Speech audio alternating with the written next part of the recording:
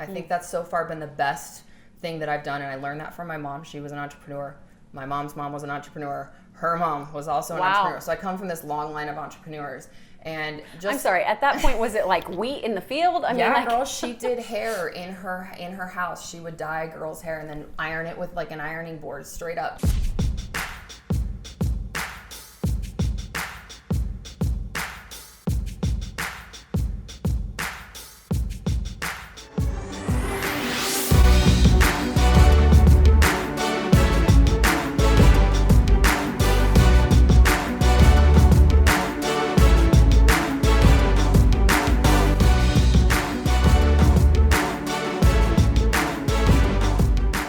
This episode features an interview with Lindsay Teague Moreno. She is an author, public speaker, podcaster, and business owner whose business has been known to bring in 7-figure months. In just 2 short years, she built a 7-figure personal income selling Young Living essential oils using only social media.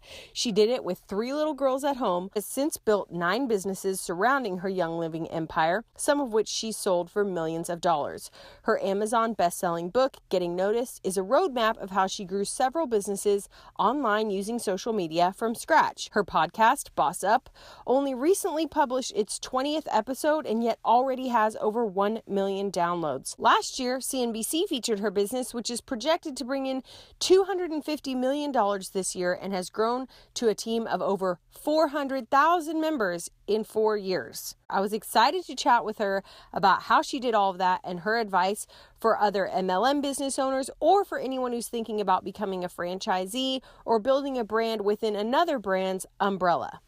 Thank you for joining me for another episode of The Pursuit. I'm Kelsey Humphreys here with Lindsay Teague Moreno, and we are going to talk to her about how to be successful and do MLM businesses the right way. Now, before you guys get out the haterade about MLMs, okay, because I know it's going to happen and people are going to comment because it's the internet. This woman has only been doing this for 4 years, and within the first 2 years, she's a part of Young Living essential oils, she was having 6-figure months. Sometimes she has 7-figure months. Now, if you don't think you can have something to learn from this woman, you have the dumb, okay? So we're gonna dive in, and like with all my guests, I like to go back to the beginning. And what's funny is you've told me off camera, you liked the oils, but you didn't want to go into the business side, and you had reservations, and I'm sure there are people watching who this appeals to them, the whole concept of doing it, and they're not sure. So what would you say as an indicator, like yes, you should do it, or no, you shouldn't? Well, I don't think that you have to run your MLM business like an MLM business. I don't. Mm-hmm. And so the only reason that I was able to do my business the way that I do is because I have the autonomy to do that. And I didn't go in with any pre-expectations about how it should be because I don't know anything about MLM business. I still consider myself not an MLM person. So I think that the person that's going to do great at it is the person that walks in and is confident to say, I'm going to do this the way that's going to work for me. Mm-hmm. And that's just going to be the end of it. The very first thing before you can ever make a business out of anything is you have to believe in the product that you sell.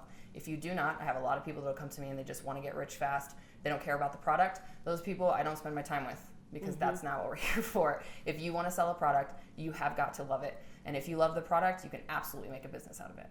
Okay, so that leads me to my next question. Lots of people love the product. Tons of people love the product.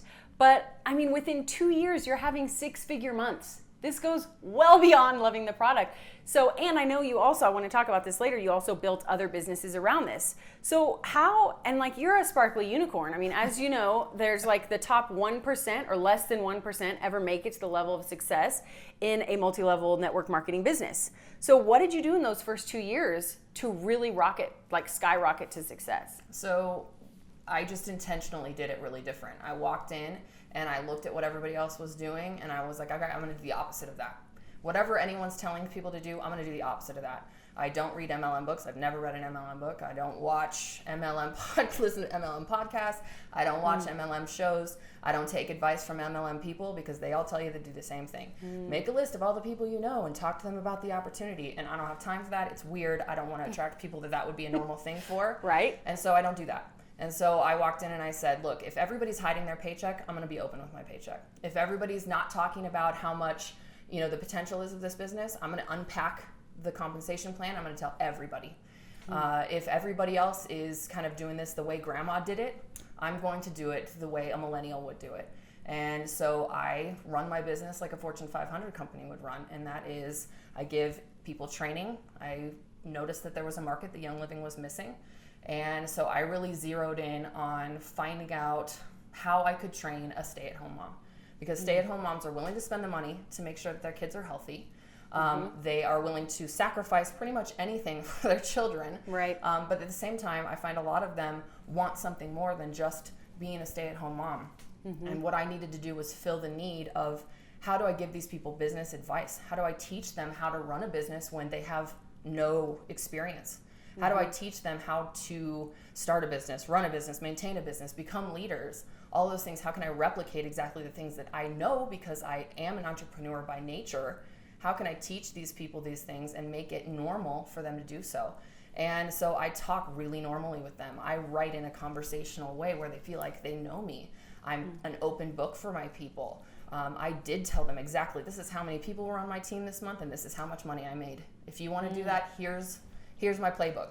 I don't hide things from my people. I don't want them to feel like I am a magical unicorn. I want them to feel like I'm the person next door that can say, hey, can you help me really quick, right? Yeah. I want them to see me with no makeup on, hustling for however many hours in a week. I want them to know this can happen, but it's going to be 100 hours a week. Are you ready for that? Right? And so I'm just really honest and authentic with my people, and I try to stay away from all the things that make people turn off from MLM. And because we were able to do that, it became really accessible to a lot of people that would have never said yes to it. Let's talk about those 100-hour weeks.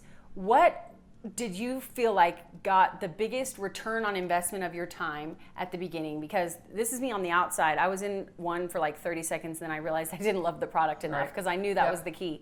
And so the thing is, I think people think, okay, what I have to do first is just find a bunch of people to sell to. Like you said, like make a list, reach out. So if you're going against the grain, maybe talk about what was the most successful things you did. So the by far most successful thing I did was I built my business 100% on social media. I trained people how to be smart and sell on social media. I trained people how to get people to say yes, how to get people to like you online. Those things are a hidden art that a lot of MLM people I see do really bad. They do really bad. Their sales pitches are bad. Their photos aren't engaging. They are not conversational. There's no with them for the person that's reading. Well, of course people are scrolling past everything that you write, because there's nothing there for them. And so I really did zero in and train people on how to use social media smart so that you can grow your business faster than ever before. There's more opportunity. It costs less than ever before to grow a business because of social media. I'm using every ounce of its power in order to grow my business, and I'm going to teach people how to do that after me. Now, many people watching can probably think of like 5 people off the top of their head that post about name product. Yeah. So what are the biggest mistakes you see people making in trying to sell their network marketing products on social media? Well, the biggest problem I see is that people will get involved in XYZ product, and then every post that they make is about XYZ product. In a network marketing kind of a situation, you need to let people like you. They have to connect with you as a person, because in reality, people aren't buying that product on that first time. They're buying you. And they need to know you, they have to trust you, and they have to like you. I'm like you, you're like me. We are like, we like each other, right? Yeah. And I see a lot of people it's just they want to cram product down their throat. Look at this, look at this, look at this, you need this, you need this, you need this. And they have no opportunity to connect with the person. When in reality, they're following that person for a reason. They liked them at one time. Why wouldn't you use that relationship to say, look, hey, I like you, you like me, we're alike, we have done things together before. You can trust me, this product is really good. And that's exactly what I did. And so I tell my people, if you are posting more than 1-to-5 ratio on your business, you're blowing it. 1 business post for every 5 personal posts at minimum. I do way more than that on the personal posts, because people have to like me first in order to trust me that this product, which is, let's be honest, a little bit weird, works, right? It's hot, it's intense. There's a learning curve. It's kind of weird. It's a little woo-woo. There's some weird stuff that's surrounding it. It's weird. Yeah. I remember how I felt and how it felt to be that person on the outside. I never, never, never want other people to feel like that with me. I want them to know that I would never tell them to buy something that wasn't great. I just wouldn't. I would never do that. It's not in my character. And so I think that people realize, well, she's not lying about this other thing we have in common. So it's easy for them to make the jump that oils also probably work. And they are probably awesome because I use them every day. Right.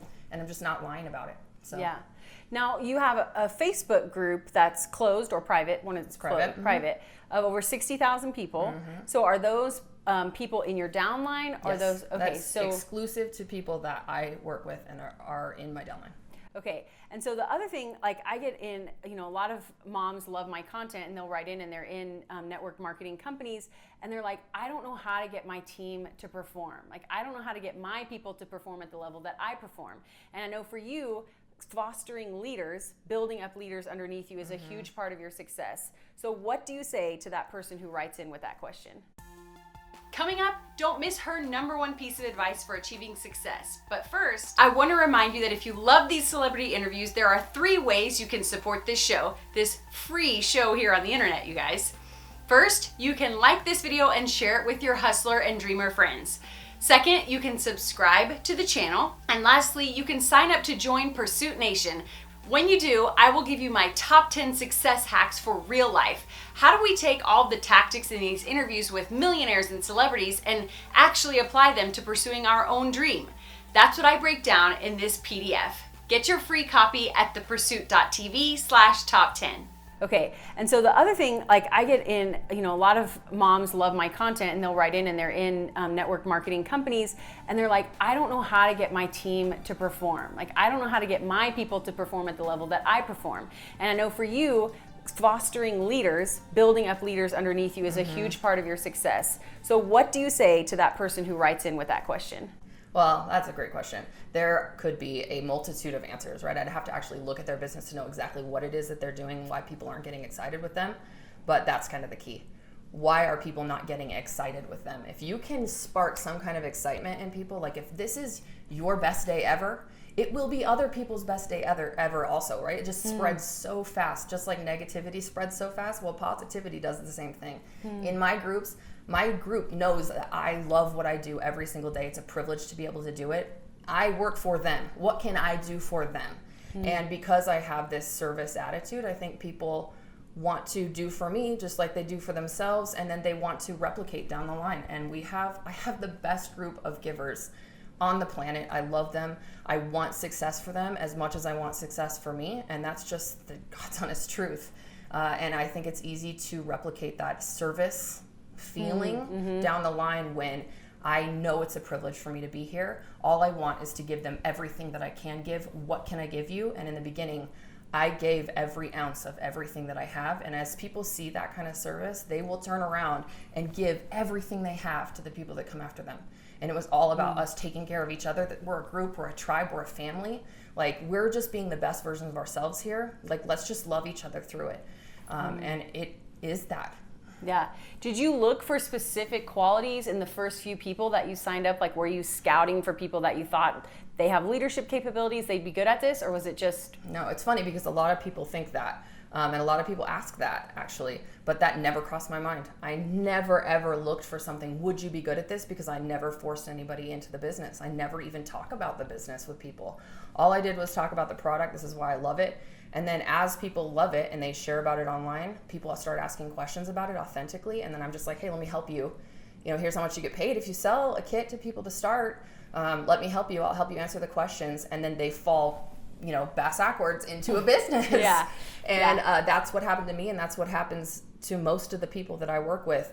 As I started to figure out the compensation plan, I realized how I needed to structure my stuff, but I never thought, does this person have the qualities in order for me to structure underneath them? They were just the first 6 people that came along at the right time in the right place. And I love that it's made some of them crazy rich. I love that it has made them successful or feel this like sense of purpose outside of just being a mom. And that's what it's done for a lot of women. And I don't care who you are or what your skills are or what your background is, there's a place for you.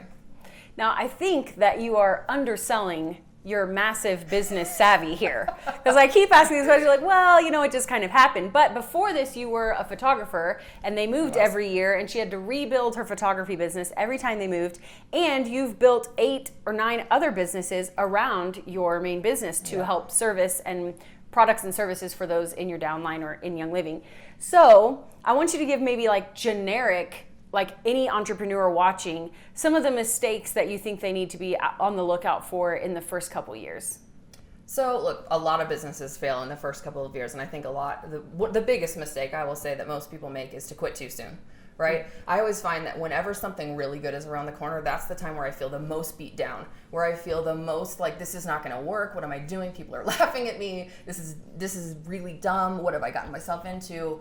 And it's in my nature to walk away from stuff. Like, there's a ton of businesses that I have that are on the cutting room floor, right? I am just one of those people that'll do anything.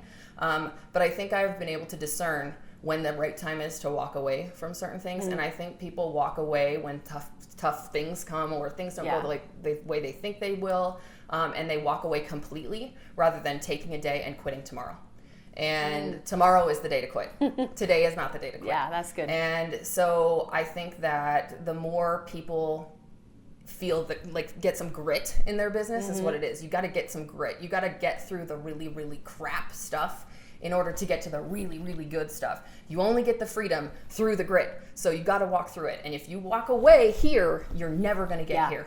And that's the biggest mistake I see entrepreneurs make, no matter what your industry, no matter, it doesn't matter. I see so many, especially women who are not necessarily trained in how businesses work, feel like because one business failed, that they are a failure, when they don't realize that most businesses fail in their first 5 years. Yeah. Right. You have to do that in order to learn. I always think of failure as a learning opportunity, as an education for me, a hands-on education, and you can't pay for that. So I will take it all day. I will fall down all day, and I will walk into that door the next day. Yeah, so good. So let's talk about the eight or nine? Nine businesses. I mean, I've sold some along the way, but yeah. And so I know that you and I both are into like the hustle. Like anyone who's like, oh, just join and then like a few hours a week, that's a lie. No, that's bull. Yeah. So what I want to know though is best use of that time, because not all tasks are created equal. And especially like you mentioned social media, I'm afraid people are going to start like spending all their time on social media. So what do you think are the best like investments of, don't just 100 hours a week, to know results? What gets you results? So for me, what I did was I stepped back, and every single morning I do the same thing, and that is I step back and I open up my phone and I look at what the mood is like. What are my groups saying? What are other entrepreneurs going through right now? How do they feel? What is a problem, and how can I meet a need towards that today? What can I do for them today to meet that need? And every day that dictates what I write on. It dictates what I talk to people about, the things how I encourage people. Is sometimes I can give a little bit of education. Sometimes it's just encouragement. And sometimes I just need to come along and be like, dude, got you. I know what you're going through, and you're the queen of that, right? You're just like, look, I am too. I'm sitting in my sweatpants. I'm drinking 5-hour-old coffee, and I'm doing it anyway, right? I'm like you. You're like me. We are alike. It's always the same. Yeah. And so that's the best use of your time, is to figure out how you can meet a need every single day for your people. And that includes people that maybe are just like solopreneurs, who are, it's just them on their team and they have, customers. Well, how can you meet a need for your customer today? What can you do? And through that's where all my businesses were born. They were born from, how can I meet a need today? Oh, you need this? I will create that. Oh, well, I just realized we can make that way bigger. We can turn that into a business. Oh, you need this? I can make that too. Let me help you meet a need there, so that you don't have to do it, so that less time is spent away from your family, so that it becomes easier for you to do. And I can retain you longer if your needs are met more, and you don't have to spend as much time away. And that's really, really important to know, is that you can't be taking up too much of people's time. Mm-hmm. You exploded really quickly. And so part of it, and because your social media thing with like looking and posting something the day of goes against a lot of advice, which is like batch the crap out of it and automate everything. So I want to know, what were like some systems and processes you had to put in place to be able to sustain that kind of insane fast growth?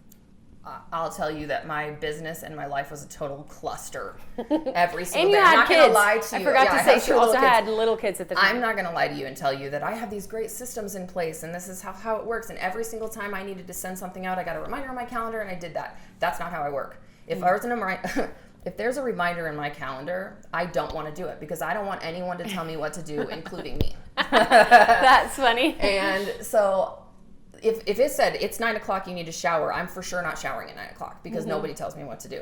So I don't set reminders, but I am systemized in the way that I know that every day I wake up, in order to meet a need, this is what I can talk on that day.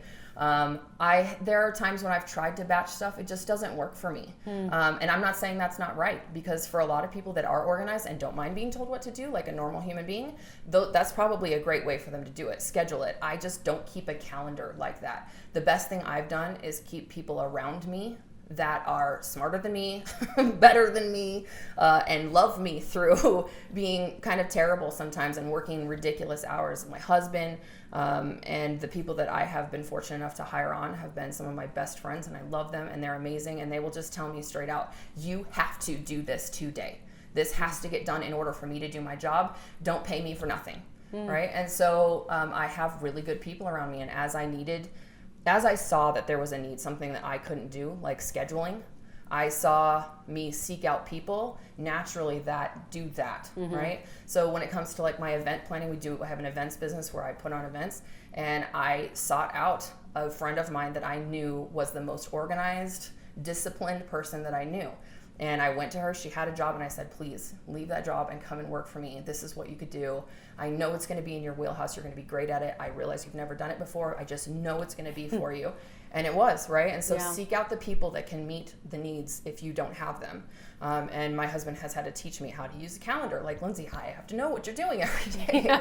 And so you need to put it on. And so I've gotten better at that. And I do use my iCalendar a lot. But in order to prioritize, I had to get other people around me that would hold me accountable to that. And they're right. I don't want to pay them for nothing, right? I'm paying them good money. It better not be to sit on their couch and eat bonbons, right? They need to be working towards a common goal that we have. And the more I let that go, the less I serve people. And in the end, I don't want to not be worth people's time. So do you have advice for the first few hires? Because you were just you and then you and your husband, and there's a lot of people out there who are probably still at that level and they feel the need to grow. I mean, let's assume that they don't have someone in mind, because that's you just mentioned, but what is your advice for hiring the first few people? So I like to do my hiring by referral. I think that's so far been the best thing that I've done, and I learned that from my mom. She was an entrepreneur. My mom's mom was an entrepreneur. Her mom was also an entrepreneur. So I come from this long line of entrepreneurs. And just, I'm sorry, at that point, was it like wheat in the field? I mean, like, girl, she did hair in her house. She would dye girls' hair and then iron it with like an ironing board straight up. And she, awesome. She did it at her house. And her neighbors, she was in Oklahoma at the time, they didn't like that a woman worked. And they tried to sign a petition to get her to stop her work. Oh my goodness. She straight bullied them right back out of it. I love that woman so much. She was just such an amazing woman. Wow. But, so I come from this long line of entrepreneurs where my mom's business philosophy in her real estate business was doing everything 100% by referral, which she learned from a man named Brian Buffini. It was brilliant. If you don't know him, please interview him. He's amazing. Okay. And he taught her how to identify people that would refer her. And so she would go and ask, hey, I need this. Do you know someone? Right? I need an appraiser. Do you know someone? And so then I would say, like, I need a web developer. Do you know someone? Right? And so I go to the people that I trust, who trust other people and have used them. And I think that's the best way to hire someone. You're just going to get way more from that than looking at a resume. Yeah. So you and your husband work together. And a lot of people struggle working together as a husband and wife team. So, and I'm sure you guys had some learning curves maybe, but what's your advice for people who want to work and build a business with their spouse? The best advice I have for these people who are crazy, I will put myself into that box. It can be the best thing or the worst disaster of your life to work with your spouse, because here's the deal. If it doesn't work, you've lost the most important thing in your life. For me, if I become filthy, filthy rich and I don't have my husband there to travel with me and share it with, it means crap. It means nothing to me. It's going to make me cry. I don't know why. That's making me, Oprah! Making me emotional. But, my God. That's fine. But there's just nothing I want to do without him. So, he's going to tease you about this. He's out there. We're going to tell him this is awesome. So if at the end of the day, he's not there to do it with me, it means crap. So when I asked him to come home, I had thought about it for a really long time. We talked about it for a really long time. We made group goals together for our family. This is what we're going to spend this on. This is why it's going to be worth it for us to try this, because it could be really, really bad. And the best thing that we ever did was we sat and we did a SWOT analysis on each other and on ourselves, figured out what we were good at and what we're not. And then we created lanes, is what we call it. We created our lanes. This is what I do. This is what he does. And we find that the time that we want to like just, there are times when I just want to like give him a swift kick and he wants to just knock my head off. I know it. But those are the times when I have gotten into his lane or he's gotten into mine, where we're trying to tell each other what to do. When we are both capable and competent adults with our own set of skills, we don't need each other. We're not each other's boss. We're here to do this side by side, where I do what I do, he does what he does. It works together, and at the end of the day, we love each other. But I'm not here to tell you that you need to make specific hours of the day. If that works for you, great. But again, I don't get told what to do, so don't tell me when to stop working. Right. And it does cross over into like when we go out on date nights, yeah, we do talk about business sometime. And when we go on trips, we do talk about business sometime. And there's sometimes that I just have to work, and he gets that because he sees what I do. But it is really, really nice to not have to wonder, hey, was that business lunch so fun for you while I was over here with the kids, like really working hard at home? Like I would resent him every day when he came home from work. Like, oh, I bet your day was so hard for your 1 hour of free lunch. Like, I bet it was really tough for you. Yeah. And that's just not good for our marriage either. Right. And this is so much better for us to be able to be together. And we just are best friends. We love each other. And I love working with him, but only because we have these lanes where I don't tell him what to do. He does all the back end of my business, and I don't get in that business. I do the front end. He doesn't get in that business. What about, I know you guys can pick up on the fact that this woman hustles. And what about work-life balance? Do you check out to be with your kids? Do you work to be really present between like 6 and 9 when they're at home? Or what's your policy on that? Well, I'll tell you the truth. My first 2 years, I asked my husband, I want to do this for 2 years, and I want you to let me to do it as much as I want to, because I was staying home with the girls at the time. I have twins and another daughter that's 2 years younger than them. Now they're 8 and 6. At the time, they were a lot younger than that, but I said, for 2 years, I want you to let me do this. How I just come home and be like okay with the mess that's at home. Let me work all night and all day. And when you're here with them, you just take them out of the way and let me work. And I was working 100-hour work weeks. Easy. Not even without breaking a sweat, I was working that much. I'd pick my computer up in the morning and I go to sleep at 3 a.m. But I knew that I had to for this 2 years, and then I had to go get a counselor to stop. Really? And that's the truth. Yeah, wow. I did. I was addicted to my work, and not in a way that was necessarily bad for, I think, a lot of entrepreneurs. Like, I think it's okay to like put it all out there in that season if you can.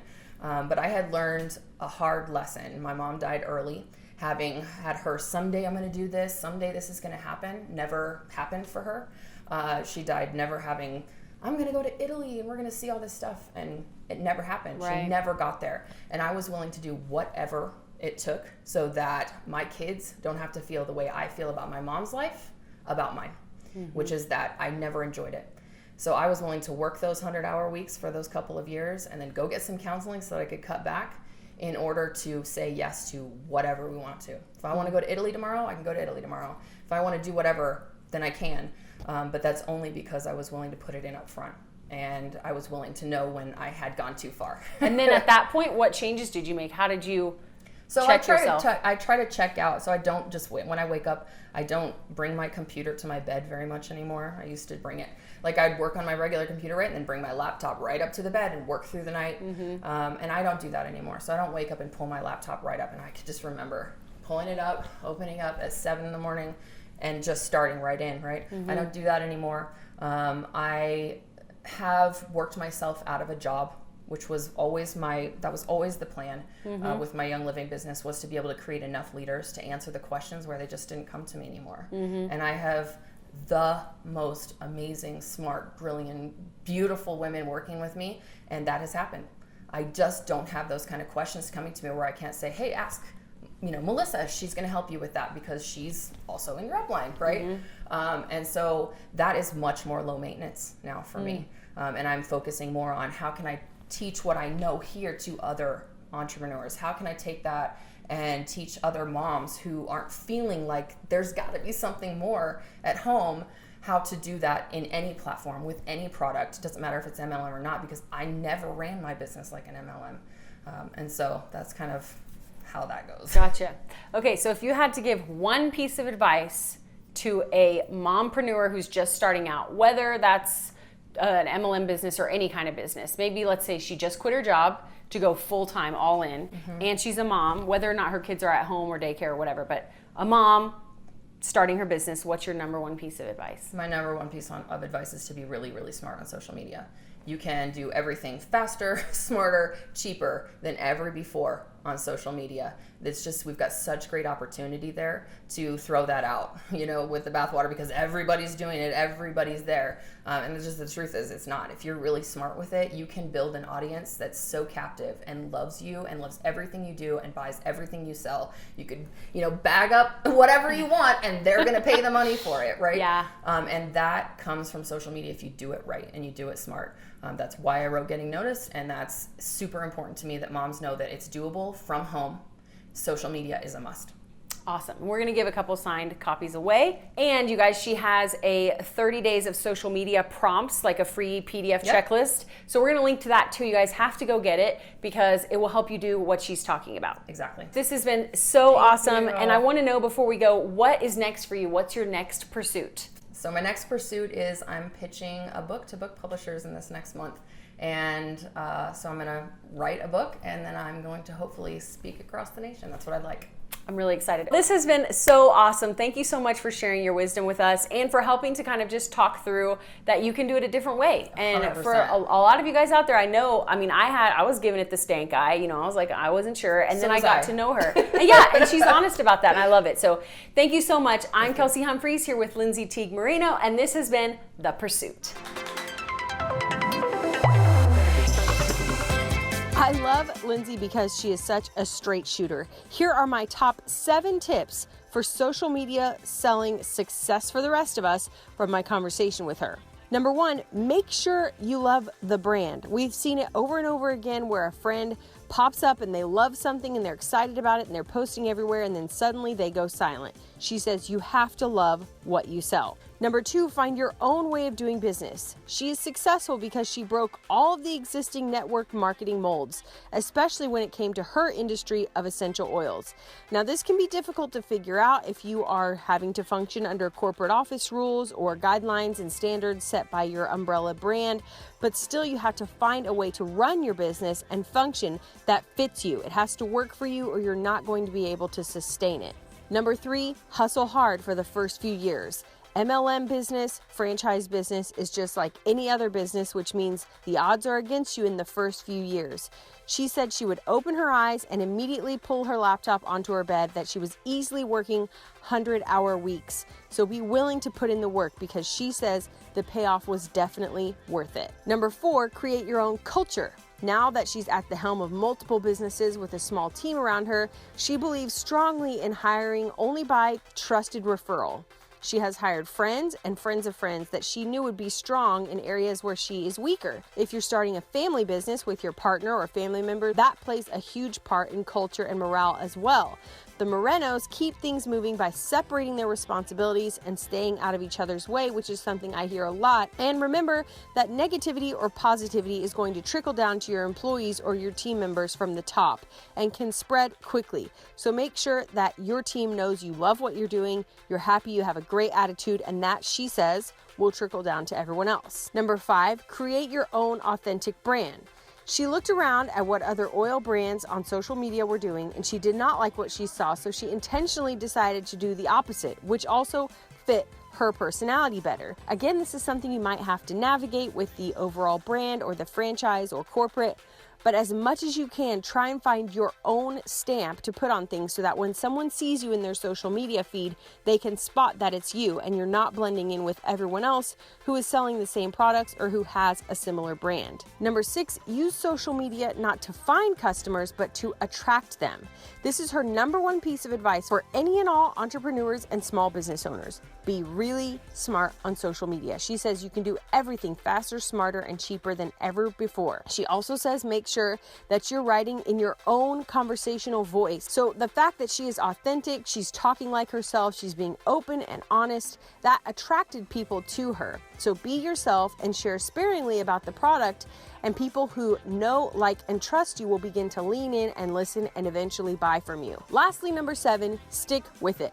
When I asked her the biggest mistake she's seen among entrepreneurs in general and then people in her industry, I was surprised that her answer was simply people quit too soon. If you want to be a business owner, you have to get some grit, she says. Don't believe that because one of your ideas or your businesses in the past failed, that you're a failure. Most ideas and businesses fail, she said, which I thought was a great reminder. You just have to keep going. Remember what she said. As soon as you think about quitting, tell yourself, we'll quit tomorrow. Not today. Today is not the day to quit. Now, I'd love to know, what was your favorite lesson from this interview? Leave a comment, and if you want to learn the juicy behind-the-scenes details like what was she like in person, how did I land this interview, bloopers, and more, go to thepursuit.tv/Lindsay Teague.